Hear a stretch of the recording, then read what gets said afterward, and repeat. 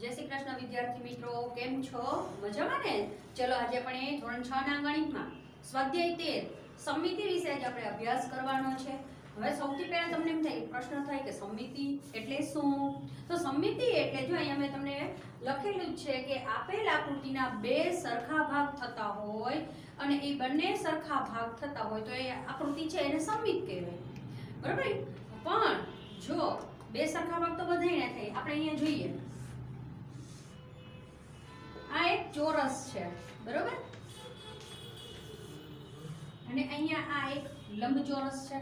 તો સરખા ભાગ તો બધાયના બે સરખા ભાગ તો તમે કરી જ શકવાના છો, બરોબર? હવે તમે જુઓ આને કે આ બે સરખા ભાગ મેં કરી દીધા ચોરસના, બરોબર? એવી રીતે હું લંબચોરસના બે સરખા ભાગ કરું। હવે આપણે અહીંયાથી આમ કરીએ, ગમે તે રીતે બે સરખા ભાગની વાત આવી, બરોબર? આના પણ મેં બે સરખા ભાગ કર્યા, તો આમાંથી કઈ આકૃતિ સમિત છે તો એ કેવી રીતે ખબર પડશે? તો મેં અહીંયા જો લખેલું છે કે આપેલ આકૃતિના બે સરખા ભાગ થયા હોય તો તે આકૃતિ સમિત છે, પરંતુ તે બંને ભાગ એકબીજા પર પૂરેપૂરા બંધ બેસતા હોવા જોઈએ તો જ તેને સમિતિ છે, આકૃતિ સમિત છે એમ કહી શકાય। કેવી રીતે? તો તમે અહીંયા જે તમારો ચોરસ હોય, બરોબર? અહીંયા છે એ ચોરસ છે, અહીંયાથી અમે આ બે ભાગ સરખા કર્યા એટલે કે તમે આને ઘડી વાળી તો એકબીજા પર સરસ રીતે બંધ બેસી જશે। પણ લંબચોરસને તમે આ ઘડી છે અહીંયા આપણે બે સરખા ભાગ કરેલા હોય, અહીંયાથી તમે આમ બેવડું વાળો એકબીજા ઉપર બંધ બેસાડશો, અહીંથી આમ વાળી દો તો એકબીજા ઉપર બંધ નહીં બેસે। એનો અર્થ એમ છે કે આ જે આકૃતિ છે એ સમિત આકૃતિ નથી। બંધ ન બેસે ત્યારે સમિત આકૃતિ ન કહેવાય, બરોબર? અહીંયા તમારે આ બંધ બેસી જાય છે એટલે એને સમિત। એટલે માટે મેં અહીંયા પૂરેપૂરું લખેલું છે કે કોઈ પણ આકૃતિ, વસ્તુ, ચિત્ર, પદાર્થ કંઈ પણ હોય એ દરેકના બે સરખા ભાગ તો થતા જ હોય, બરોબર? પણ બે સરખા ભાગ એકબીજા ઉપર સરસ રીતે બંધ બેસી જતા હોય, બરોબર? તો જ તે આકૃતિ છે એને સમિત કહેવાય, બરોબર? એટલે અહીંયા પછી સમિતિની રેખા કોને કહેવાય? તો કે બે સરખા ભાગ કરતું હોય, આકૃતિના સરસ રીતે બે સરખા ભાગ એકબીજાની બંધ ઉપર બેસી જતા હોય એને સમિતિની રેખા કહેવાય। હવે જો આ છે એ સમિતિની રેખા કહેવાય, કારણ કે એ એકદમ બેને સરખા ભાગમાં વહેંચે છે એટલા માટે એ સમિતિની રેખા કહેવાય। હજી આપણે આગળ આમાં આપણે જોશું। ચલો હવે આપણે સ્વાધ્યાય 13.1 પર જઈએ અને આગળ અભ્યાસ કરીએ। તો અહીંયા પહેલો પ્રશ્ન છે કે તમારા ઘર અથવા શાળામાંથી કોઈ પણ ચાર વસ્તુઓને જે સમિત આકૃતિ હોય, બરાબર? એની આપણે વસ્તુઓની યાદી બનાવવાની છે। તો સૌથી પહેલા ઘર, તો તમે ઘરમાં જુઓ, તમે યાદ કરો કે ઘરમાં એવી કઈ કઈ વસ્તુઓ છે કે જે સમિત એટલે કે એ વસ્તુના બે સરખા ભાગ કરો તો એકબીજા ઉપર સરસ મજાના બંધ બેસી જતા હોય। તો સૌથી પહેલા આપણે થાળી લઈએ, બરોબર? આપણા ઘરમાં થાળી હોય તો થાળીને તમે સરખા બે ભાગ કરો ને બંને એકબીજા ઉપર સરસ રીતે બંધ બેસી જાય છે। થાળી, પછી વાટકી, ગ્લાસ, કાતર, સાણસી, બરાબર? આ બધાય છે એ સમિત આકૃતિઓના નામ છે। એવી રીતે શાળામાંથી તમે કરો તો કે બ્લેકબોર્ડ, પછી ચોક, ટેબલ, ડસ્ટર, દરવાજો, બરોબર? આ વસ્તુ આપણે જે છે એ સમિત છે। હવે તમે જો બીજો પ્રશ્ન છે કે આપેલ આકૃતિમાં રેખા L અને રેખા L2 માંથી કઈ રેખા અરીસાની છે? અરીસાની રેખા એટલે કે સમિતિની રેખા। તમે કોઈ પણ વસ્તુ ઉપર જ્યાં મૂકો તો સામે એ જ વસ્તુ આપણને દેખાતી હોય, બરોબર? એને સમિતિની રેખા કહેવાય। હવે તમે અહીંયા જુઓ છો, આ આપણને ઊભી લાઈન આપેલી છે રેખા, ઈ L2 છે અને આડી લાઈન છે ઈ L1 છે। સમિતિની રેખા કઈ છે? અરીસાની રેખા એટલે કે સમિતિની રેખા। તો સમિતિની રેખામાં આપણે જોયું કે બે સરખા ભાગ થતા હોય તો એને આપણે સમિતિની રેખા કહેવાય। તો તમે પહેલા તમારે આ ઊભી લાઈન છે, જે ઊભી રેખા છે L2 એ નથી જોવી આપણે, બરોબર? તમે માત્ર L1 ને જુઓ, આડી રેખા જે છે એને જુઓ તો શું આકૃતિના બે સરખા ભાગ કરે છે? તો કે ના। કેમ? તો કે તમે આને બંધ બેસાડો તો આ તો આપણે અર્ધ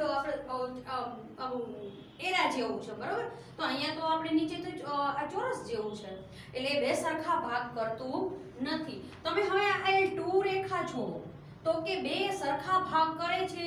અહીંયા તમે જો અરીસો મૂકી દો બરોબર, આ રેખા ઉપર તમે અરીસો મૂકી દો તો તમને આ અડધો ભાગ છે એ સામે અડધો એટલે આખું ચિત્ર તમને સરસ રીતે દેખાશે. એટલે કે તમારે L2 છે એ સમમિતિની રેખા છે. તો અહીંયા આપણને કીધું કે કઈ રેખા અરીસાની છે, તો આપણે જવાબમાં લખાય કે રેખા L2 રેખા A અરીસાની છે. આગળ જોશું. ચલો હવે આપણે દાખલા નંબર 5 જોઈએ. તો આપણે પહેલો અને બીજો બે દાખલો આપણે શીખ્યા. ત્રીજો અને જે ચોથો દાખલો છે એ આપણે જ્યારે ઓનલાઈન શીખીશું ત્યારે આપણે શીખીશું, કારણ કે એમાં ઘણી બધી આકૃતિઓ અટપટી છે જે દોરી શક્ય નથી એટલા માટે. ચલો અહીંયા આપણે પાંચમો પ્રશ્ન જોઈએ. તો કે આકૃતિમાં રેખા L, અહીંયા તમને એક આકૃતિ આપેલી છે, આ રેખા L આપેલી છે આપણને. સમમિત બને તે રીતે આકૃતિ આપણે પૂર્ણ કરવાની છે. એટલે શું? તો કે તમે અહીંયા અરીસો રાખો ને તો સામેનું ચિત્ર છે અહીંયા આવવું જોઈએ. એટલે સમમિતિની રેખા છે આ. એટલે કે અહીંયા એવી આકૃતિ છે કે જેના બે સરખા ભાગ થયેલા છે. હવે તમે વિચારો કે મેં શું કીધું હતું કે સમમિતિ એટલે કે એકબીજાની ઉપર સરસ બંધ બેસી જતું હોય એને આપણે સમમિતિ કહીએ છીએ આકૃતિને. હવે તમે આ છે સમમિતિ, એને આપણે આમ ખોલી દઈએ તો આપણે થઈ જાય સમમિત. તો તમે આ આકૃતિ છે એને આમ ખોલીને નીચે ઉતારી દો તો આકૃતિ બની જશે. એટલે આપણે આકૃતિ કેમ થશે? તો કે અહીંયા આપણે આકૃતિ આ રીતે થશે. આ રીતે આપણી સમમિતિની આકૃતિ થઈ ગઈ. જોયું તમે કે બંધ બેસી એકબીજાને અહીંથી આપણે અરીસો મૂકે તો સાઈડમાંથી ના વાળી દઈએ અથવા એકબીજાની પર સરસ બંધ બેસી જાય છે. એટલે અહીંયા આપણે આકૃતિ આ રીતે પૂર્ણ કરવાની. ચલો હવે આપણે દાખલા નંબર 6 જોઈએ. જો અહીંયા તમને એક આકૃતિ આપેલી છે અને L છે એ સમમિતિની રેખા આપેલી છે. તો તમે અહીંથી આટલું જોવો તો તમને એમ થાય સમમિતિની રેખા તો નથી, સમમિતિ એટલે એકબીજા પર બંધ બેસી જતું હોય. પણ અહીંયા પ્રશ્ન આગળ વાંચવાનો છે કે ત્રિકોણ દોરવાનું છે. આપણે બીજું ત્રિકોણ એવી રીતે દોરવાનું કે જેથી આપણને જે રેખા L આપેલી છે એ બીજી ત્રિકોણ દોરી અને આપણે આકૃતિને સમમિત બનાવવાનું છે. એટલે અહીંયા અધૂરી આકૃતિ છે અને આપણે બીજું ત્રિકોણ બનાવી અને આકૃતિને અહીંયા સમમિત આકૃતિ બનાવવાની છે. તો કેવી રીતે? બીજું ત્રિકોણ જ દોરવાની વાત કરી છે. તો આપણે શું કરીશું? તો કે જો આના માપનો જે આપણે લીટો છે એ સેમ આ બાજુ લીટો કરી, કારણ કે આ બાજુ તો છે જ આપણી પાસે, બરોબર? એટલે આપણે આ બાજુ સેમ એ બાજુ કરી લઈએ. તો કે અહીંયા આપણે પેલા લીટો કરી લઈએ, બરોબર? આ થઈ ગયો. હવે શું કરવાનું? તો કે અહીંથી આટલું આ બે ભાગ બે લીટા છે એ સમમિત થઈ ગયા. પછી ત્રિકોણ દોરવાની વાત કરી તો ત્રિકોણ તો આ બાજુ છે, આપણે હવે આ બાજુ આપણે ત્રિકોણ દોરી લઈએ.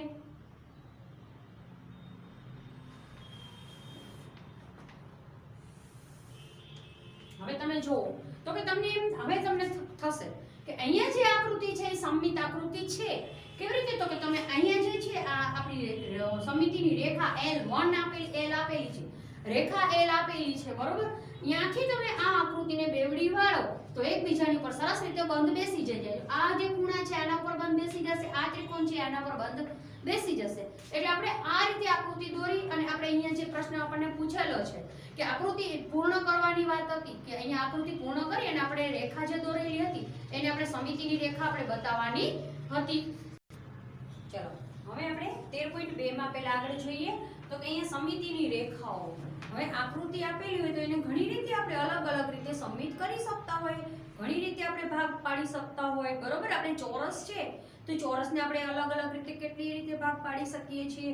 તો જેટલી રીતે સમમિત બનતું હોય એની વાત છે. ભાગ આપણે મેં પહેલી જ વખત આપણને સમજૂતીમાં સમજાવ્યું કે એના બે સરખા ભાગ પણ એકબીજા ઉપર સરસ બંધ બેસતા હોય તો જ એને સમમિતિની આકૃતિ છે અને બે સરખા ભાગ કરે છે જે રેખા એને સમમિતિની રેખા કહેવાય, બરોબર? તો અહીંયા આપણે જોઈએ કે સમદ્વિબાજુ ત્રિકોણને માત્ર એક જ સમમિતિની રેખા હોય છે, બરોબર? સમદ્વિબાજુ ત્રિકોણને માત્ર એક જ સમમિતિની રેખા, સમદ્વિબાજુ એટલે કે બે બાજુઓ સરખી હોય એવા ત્રિકોણને સમમિતિની રેખા એક જ હોય છે. અહીંયા આપણે જોઈએ, બરોબર? અહીંયા આપણે છે કે આ સમદ્વિબાજુ ત્રિકોણ કહેવાય ને કાટકોણ ત્રિકોણ પણ છે. તો આને તમે બે સરખા ભાગ કરવા હોય તો માત્ર ને માત્ર તમે આ એક જ રેખાથી તમે કરી શકો, બીજા કોઈ પણ પ્રકારે એના આપણે સરખા ભાગ કરી શકીએ નહીં. એટલે કે સમદ્વિબાજુ ત્રિકોણને માત્ર એક જ સમમિતિની રેખા હોય છે.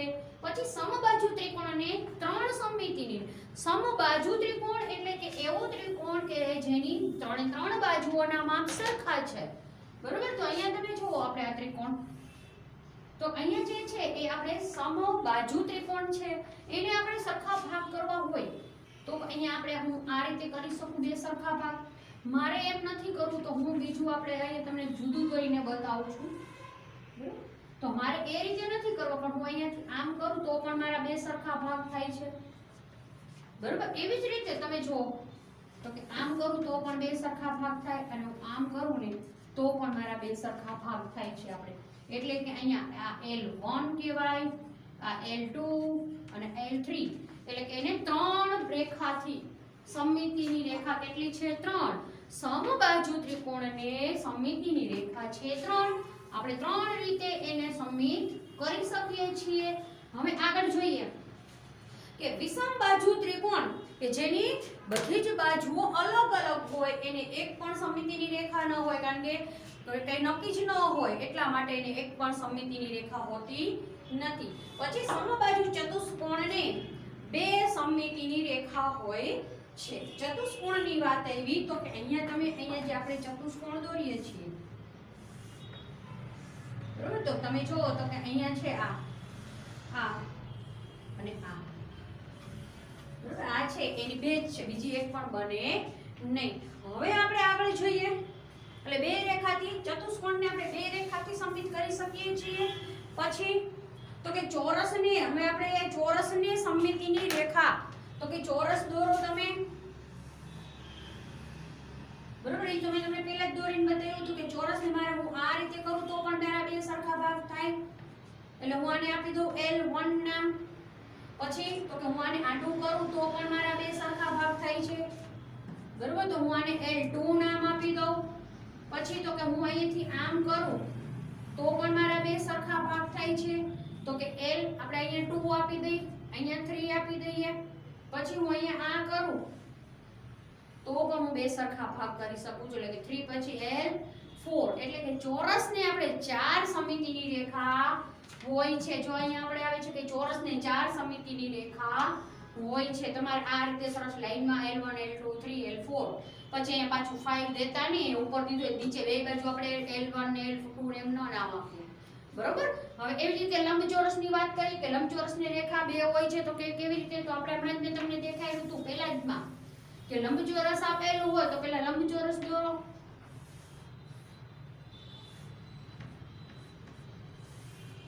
બરોબર. આ છે તો હું આને એક આ રીતે કરું તો આ બે ભાગ એકબીજા પર બંધ બેસી જાય છે અને આ બીજું એટલે કે આને L1 અહીંયા L2 તો કે આને હું આમ બંધ કરું તો પણ એકબીજા ઉપર બંધ બેસી જાય એટલે લંબચોરસને બે બાજુ અહીંયાથી આ ખૂણે નહીં થાય એટલે એ નો થાય કારણ કે એકબીજાની પર બંધ ન બેસે એટલા માટે લંબચોરસની સમમિતિની રેખા બે હોય છે.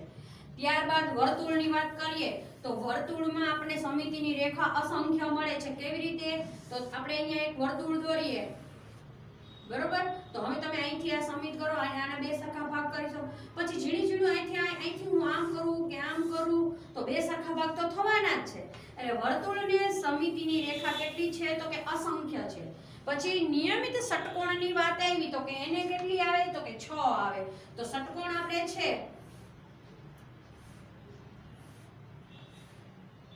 બરોબર તો કે જો આ એક સમમિતિની રેખા નામ આપણે L2 પછી તો કે આ બે L2 L3 તમે કહો આ તો 3 જ આવી. પછી તો કે હું અહીંથી આ પણ કરી શકું L4 અને આ L5 અને અહીંયા આ L6 એટલે કે 6 રેખાથી આપણે એને સમમિત કરી શકીએ છીએ. પહેલા કેવી રીતે લેવાનું તો કે જ્યાં આપણે જો તમને ફરીવાર અહીંયા દોરીને કહું કે કઈ રીતે કરવાનું છે દોરવામાં સે જોડું થાય છે 1 મિનિટ ફરીવાર દોરું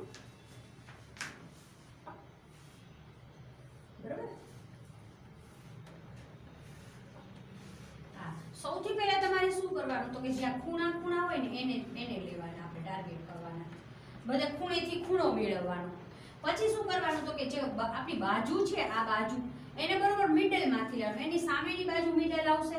પછી તો કે આ એની સામેની બાજુ મિડલ આવે અને આ એની સામેની બાજુ મિડલ આવે એટલે એવી રીતે મિડલ કરશો એટલે 6 થઈ જાય. હવે તમે જુઓ તો કે આને તમે 1 નંબર અહીંયા 2 3, આ 4, આ 5 અને 6.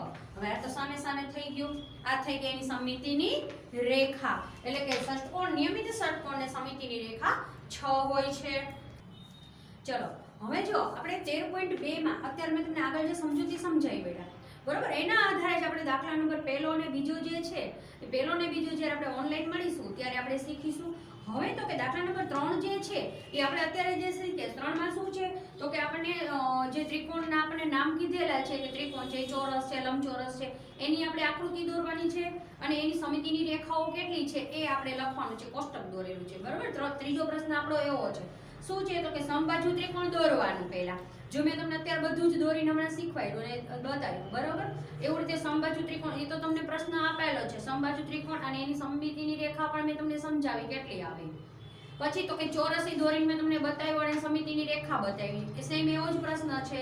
પછી લંબચોરસ, સમદ્વિબાજુ ત્રિકોણ, સમબાજુ ત્રિકોણ અને વર્તુળ, એનું છે એ ત્રીજા પ્રશ્નમાં જે છે એની સમિતિની રેખા આપણે દોરવાની છે અને કેટલી છે એ લખવાનું છે. પછી પ્રશ્ન નંબર 4 જે છે આપણે, એ પ્રશ્ન નંબર 4 માં શું છે તો કે આપણે કીધું છે કે તમે એવો ત્રિકોણ દોરો કે જેને પેલું કીધું છે કે એક સમિતિની રેખા હોય. તો આપણે કયા ત્રિકોણમાં હમણે જોયું, એક જ સમિતિની રેખા કયા ત્રિકોણમાં આવી હતી યાદ કરો જોઈએ તો કે સમદ્વિબાજુ ત્રિકોણ છે, મેં પહેલો જ દોરીને બતાવ્યો તો કે સમદ્વિબાજુ ત્રિકોણમાં આપણને એક જ સમિતિની રેખા મળે છે, તો આપણે સમદ્વિબાજુ ત્રિકોણ દોરી લેશું. પછી બીજું છે એમાં કે બે સમિતિની રેખા હોય એવો ત્રિકોણ દોરવાનો છે. જો અહીંયા બે સમિતિની રેખા વાળો ત્રિકોણ દોરી શકાશે નહીં, એટલે આપણે લખી નાખવું કે બે સમિતિની રેખા વાળો ત્રિકોણ દોરી શકાય નહીં. અને ત્રીજું છે કે ત્રણ સમિતિની રેખા હોય તેવો, તો ત્રણ સમિતિની રેખા વાળો હમણાં જ મેં તમને દોરીને બતાવ્યો કયો આવે તો કે સમબાજુ ત્રિકોણ છે, એને ત્રણ સમિતિની રેખાઓ હોય છે. અને પછી એક પણ સમિતિની રેખા ન હોય એવો પણ મેં તમને ત્રિકોણની વાત કરી કે એક પણ આપણને સમિતિની રેખા ન હોય તો કયો આવશે તો કે વિષમબાજુ ત્રિકોણ, કારણ કે એની બધી જ બાજુઓના માપ અલગ અલગ હોય છે. જે આપણે વિષમબાજુ ત્રિકોણ દોરવાનો એટલે કે એને એક પણ સમિતિની રેખા મળશે નહીં. ચલો હવે આપણે અહીંયા ક્વેશ્ચન નંબર 5 જોઈએ તો શું કીધું કે નીચેના આકારો દોરો, પણ કેવી રીતે દોરવાના છે આપણને કીધું છે કે એક ત્રિકોણ કે જે આડી રેખા પર સમમિત હોય પણ ઊભી રેખા પર સમમિત ન હોય, બરોબર. તો ત્રિકોણ એવો દોરવાનો છે કે જે આડી રેખાથી સમમિત થતો હોય, ઊભી રેખાથી સમમિત થતો ન હોય. તો આપણે અહીંયા આડો ત્રિકોણ દોરી લઈએ.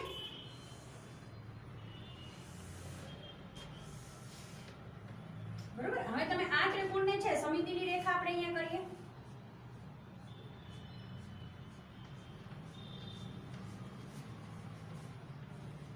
બરોબર, તો આ જે છે એ આડી રેખાથી સમમિત છે પણ ઊભી રેખાથી સમમિત નથી. આપણે અહીંયા આવી આકૃતિ દોરવાની હતી.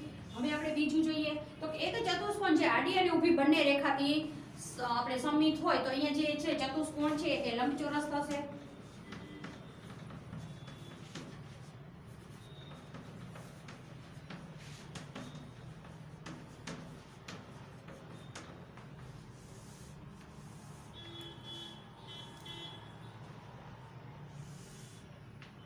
બરોબર, એને તમે આડી અને ઊભી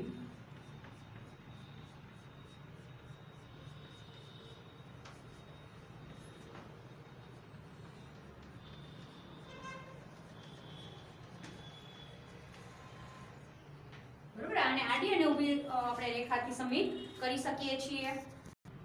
ચલો હવે આગળ જોઈએ કે એક ચતુષ્કોણ જે આડી રેખાથી સમમિત હોય પણ ઊભી રેખાથી સમમિત ન હોય તેવો આપણે અહીંયા દોરવાનું છે. તો ચતુષ્કોણની વાત આવી છે તો આપણે અહીંયા જોઈએ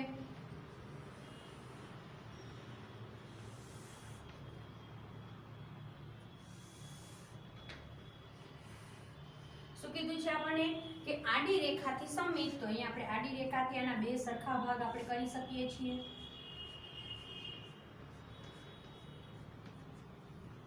બરોબર, ઊભી રેખાથી નહીં. હવે એક ષટ્કોણ કે જેને બરાબર બે સમિતિની રેખા હોય, ષટ્કોણની વાત આવી છે એટલે આપણે અહીંયા ષટ્કોણ દોરીશું.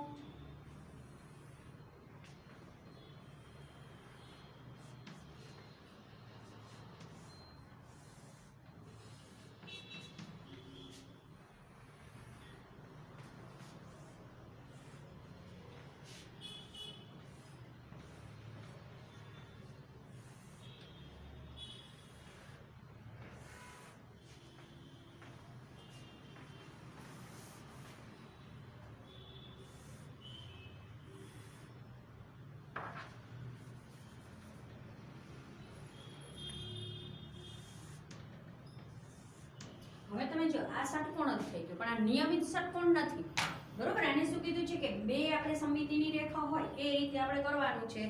તો અહીંયા તમે જુઓ, પહેલા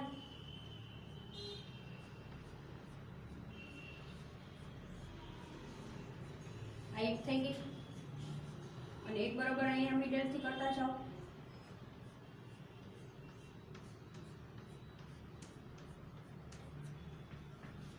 આ થઈ ગઈ સમમિતિની બે રેખા. એટલે આ રીતે આપણે આકૃતિ દોરવાની.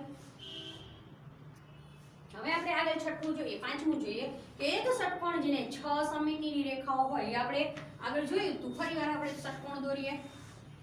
આપણે પહેલા જ સમજૂતીમાં આપણે શીખી ગયા કે જે અહીંયા નિયમિત ષટકોણ આવશે, એટલે કે અહીંયા જે બાજુઓ છે બધી જ એ બાજુઓ કેવી છે તો કે સરખી બાજુઓ છે. હવે આને તમે જુઓ તો કે આને આપણે સમમિતિની રેખાઓ દોરીએ, 6 દોરવાની છે.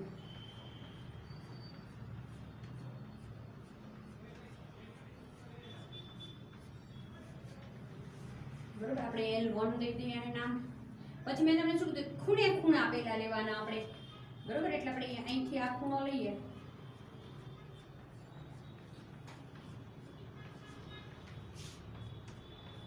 અને L2 આપી દઈએ. પછી આ ખૂણો ને આ ખૂણો લઈ લો તમે,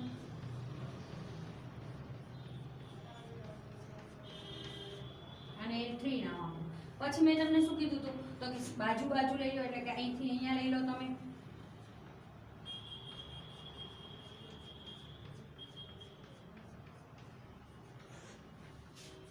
L4 આપી દો. પછી આ બાજુ અને આ બાજુને લઈ લો અને આ બાજુ અને આ બાજુને લઈ લો.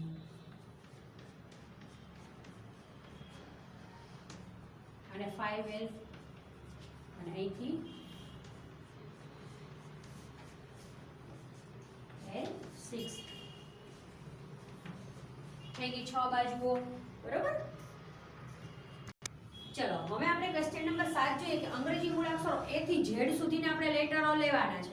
એમાંથી કયો લેટર છે એને ઊભી રેખાથી, કયાને આડાથી અને એક પણ નથી એવી આપણે અલગ અલગ આપણે અહીંયા તારવણી કરવાની છે. અહીંયા પહેલું જોઈએ તો અહીંયા આપણે ABCD પહેલેથી જ લીધું છે. હાલો તો જતો તમને પહેલામાં તો A આપી જ દીધો છે અને તમે જુઓ કે અહીંયા આપણે A દોરીએ આમ, બરોબર. તો એને આમ ઊભી રેખાથી આપણે સબમિટ કરી શકીએ છીએ. એટલે ઊભી રેખામાં આવ્યો. પછી B આપી દીધું છે ઉદાહરણમાં આપણને, તો એ આડી રેખામાં આવે કારણ કે B ને અહીંથી આમ તમે સરખા બે ભાગ કરી શકો છો. પછી C આકૃતિ તમે જોવો તો કે C આકૃતિ છે એને તમે આમ આડી રેખાથી આપણે સબમિટ કરી શકીએ છીએ. એટલે આમાં C આવશે અહીંયા આપણે C. પછી D કરો તો કે D શેમાં આવશે તો કે D ને પણ આપણે આડીમાં કરી શકીએ છીએ. એટલે અહીંયા D પણ અહીંયા આવશે આપણે. પછી E જોવો તો E શેમાં આવશે તો કે E પણ આપણે આડી રેખાથી આવશે, બરોબર. તો પણ E અહીંયા લઈએ. અને F તમે જોવો તો E, બરોબર. હવે F આકૃતિ જોવો તો કે F શેમાં આવશે તો કે F તમે જોવો કે આ F છે એની એક પણ સમમિતિની રેખા આવશે નહીં કારણ કે એના સરખા ભાગ થઈ શકતા નથી. તો આપણે એને અહીંયા લખશું F માં. પછી E એક પછી G લઈએ તો કે G શેમાં આવશે તો કે G પણ આપણે અહીંયા આવશે ત્રિજ્યામાં કારણ કે એના પણ સરખા ભાગ થઈ શકતા નથી. G પછી H આવશે. તો H ને આપણે સરખા ભાગ કરો છો તો તમારે કેમાં આવશે તો કે એને આડી અને ઊભી બંનેમાં આવી શકશે. કેમ તો તમે જુઓ આ H આકૃતિ આપેલી છે અહીંયા. હવે તમે એને આમ પણ સરખા ભાગ કરી શકો ને આમ પણ આપણે સરખા બે ભાગ કરી શકીએ. એટલે બંનેમાં આપણે અહીંયા H લખીશું.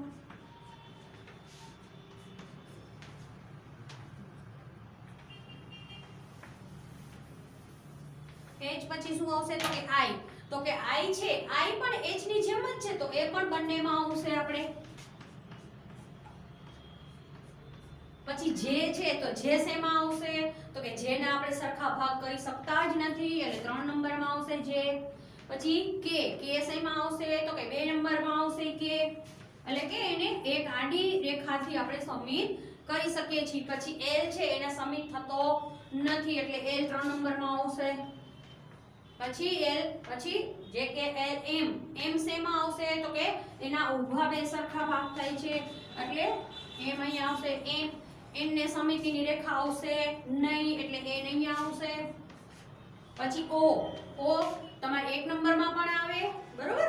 કારણ કે એના બે સરખા ભાગ છે એ અહીંયા આપણે થશે, કારણ કે ઓ છે એને તમે આ રહ્યો એ શૂન્યમાં નથી લેવાનો, ઓ આપણો લાંબો જેવો થાય છે, બરોબર?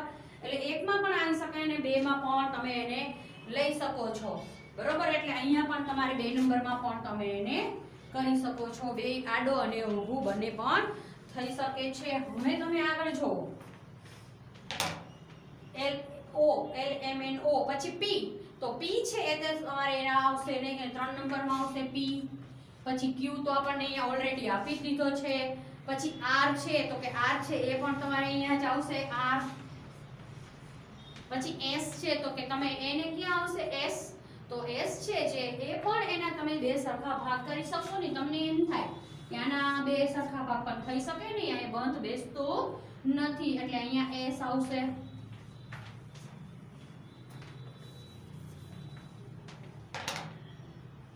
પછી T, તો T ના તમે કઈમાં આવશે તો કે એને ઊભી રેખાથી આપણે સમિત કરી શકીશું એટલે T પહેલામાં આવશે.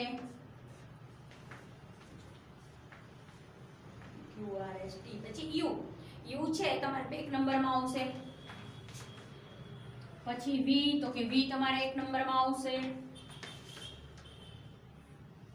W છે એ પણ તમારે 1 નંબરમાં આવશે. X છે એ તમારે બંનેમાં આવશે.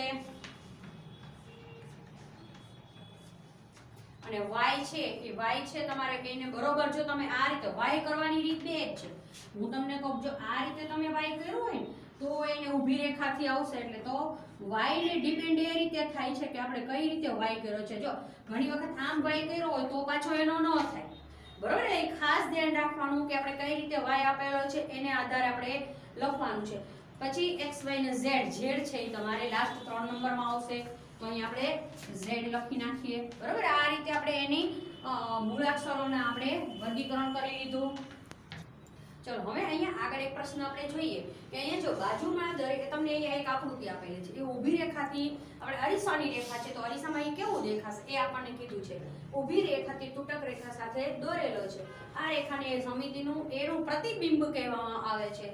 એવી રીતે આમાંથી જે આપણે તમને લેટરો આપેલા છે એમાંથી આપણે એનું પ્રતિબિંબ અરીસામાં તમને કેવું દેખાશે એ આપણને પૂછેલું છે.